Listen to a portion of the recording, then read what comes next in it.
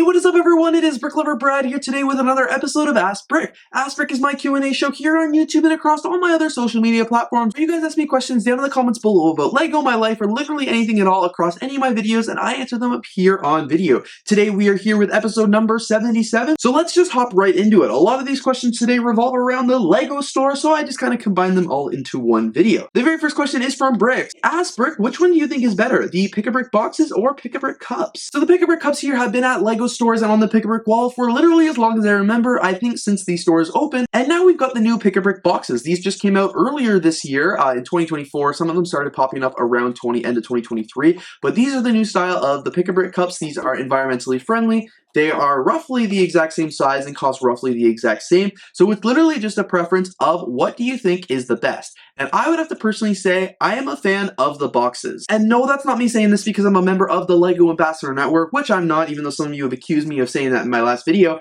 But I am a fan of the boxes because I think they're easier to pack. As a kid, trying to pack a Pick-a-Brick cup was a pain in the butt. You're spending so much time trying to finagle the parts and get as many as in there as possible, which is really hard based on the weird shape of the Pick-a-Brick cup, the fact that there's like little divots in the bottom and there's a lid and blah blah blah. Definitely harder to stack parts in this than it is into a Pick-a-Brick box. So that's why I like the Pick-a-Brick box a little bit better. I find it's a lot easier to stack. If you're trying to get basic bricks like 2x4 bricks or literally bricks in period, you're trying to get panels, you're trying to get tiles, you're trying to get plates, anything at all, it is easier to fit them in the box here. And the fact that when I did the test video towards the end of 2023, I was still able to get the same amount of bricks, if not more, in the box than I was in the cup. So I think the box is better long-term for LEGO fans. Yes, it's gonna suck that we're no longer gonna get the cups for storage, but I've got hundreds of them now, and I'm gonna keep all the boxes and probably use these for storage as well. But I, right now, am team box, and I know it's very divisive in the LEGO community what you are, team box or team cup, but I am team box because I think you get more parts.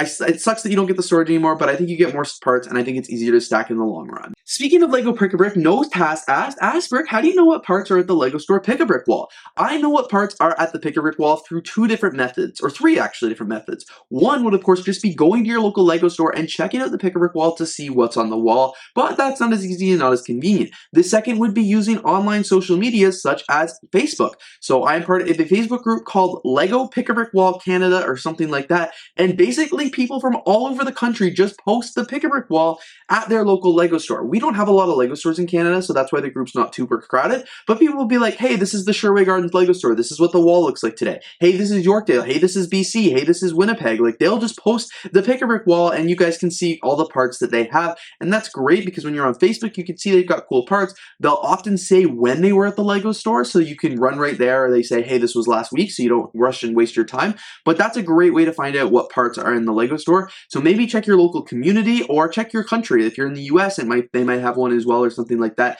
It is a great way to find out what's happening at your Pick-a-Brick wall. And of course, the third method would be joining a LEGO users group. I am part of Toralug. I've made a few videos on them recently, but basically we have a channel in our Discord where people post what's at the pab wall. We have a couple members who live near LEGO stores and they go quite often, and they are amazing for sending a note in the channel and be like, hey, look at all these cool parts at the LEGO store. This is what they're going to put out later this week. This is what they've just ordered, and they keep us really updated. They're also really nice about offering to buy us a cup. Like one gentleman in particular will be like, hey, I'm still at the LEGO store, I'll be here till 4, let me know if you guys want anything, and he'll fill a cup for you, and he doesn't just like waste space, he'll properly fill the cup, and then you can just pay him and pick it up at a later date. So that is a great way to get from the community. So that is, the lug is mostly where I get a lot of my information because it's pretty up to date. People will send the photos while they're at the store because they'll just take them on their phone, and if you're around that day and you're that evening and you have nothing to do, you could just hop in your car and go to the LEGO store, and that's how I get most Pick-a-Brick parts because I live kind of close to a LEGO store, but far enough that I don't go very often. I don't often just go to the LEGO store and see what they have there. And a fourth option would be like social media. So like last summer when you guys saw that everybody in the world was getting like really cool LEGO parts all over social media, everybody was flocking there. So if you like follow that kind of content on social media, you might also get it that way as well. Harvinder Core 7541 asks, Ask Brick, on average, how many times do you go to the LEGO store month. Like I just said, I live close to a Lego store, but far enough away that I don't go very often. This last year, I probably went to the Lego store 4, 5, maybe 6 times or more. It depends on what store. This year, I'll probably try and go to the Lego store around once a month. I'm going to try and go on more release days just to film the sets that they have there, and I'm just going to try and go, and instead of ordering on Lego Shop at home and stuff like that, I'm just going to try buying it. It's hard because it's about a 40-minute drive for me to go to the Lego store and then 40 minutes back, so that does eat up a lot of my content creation time in my life and stuff like that. I don't like to hop in the car, but I definitely want to go a little bit more often. I'm lucky that it's only a 30-40-minute drive away from me, so I could definitely go more often than I do, and that's why I'm going to make it a goal to go this year. But last year probably went half a dozen times or so, nothing too crazy, and this year I'm going to start going to a couple different Lego stores. Before, I only used to go to Yorkdale because that's the one I used to work at, and that's where my friends and stuff like that still work. But now that I don't have a reason to go to Yorkdale as much, I could go to like Fairview or Sherway because those ones are just a little bit closer to me, so that would allow me to go a little bit more often. Like I made the video a few weeks ago of going to Fairview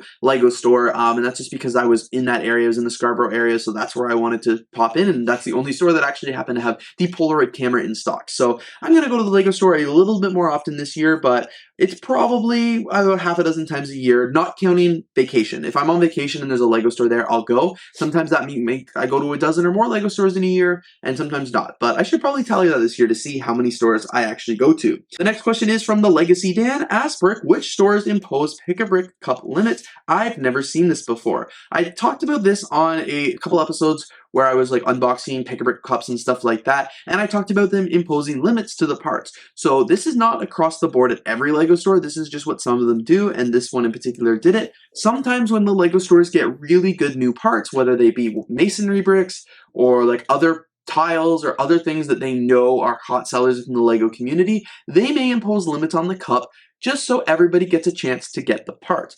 Lego obviously doesn't cater towards resellers, so if they had really amazing parts on the wall and somebody came in and bought, 5 cups of the same part, they've spent $100 here in Canada, they may be able to sell those parts for $1,000. Lego doesn't like that. That's why they impose cup limit. It's a lot less appealing for a seller to only be able to get 1 cup than it would be able to get 5. So they're trying to target towards Lego fans and AFOLs and allowing them to still get a lot of parts but not take them from everybody else, and again to share it with everybody. If they got, say, masonry bricks and they only have 4 cases of them, or sometimes 2, and 1 person or 2 people buy all of them, that sucks, and as many AFOLs don't get that. So if they put a limit on it, more people can get it. Whether you agree with the limits or not, I don't really know. I don't really have a preference. Sometimes I wish I was able to get more of a part. Sometimes there are a way around it, but I guess it's just up to the individual Lego store if they want to impose these limits or not. Some of mine have and some of them haven't, but it's not often an inconvenience. Like most of the time it's only on those really popular parts anyway. It's not like they can say you can only get 1 cup total. Like I could get 20 cups as long as it's not 20 cups of the same part or something like that. They're pretty good about it that way, but I guess it's just really up to the individual Lego stores and their discretion. The Lego Ninja 3632 asked, AskBrick, do Lego employees have to pay for their Lego Christmas gift? I talked about this one and how the fact that when I worked at Lego, I quit a month before I got the Christmas gift, which I'm still really upset about. But do Lego employees have to pay for it?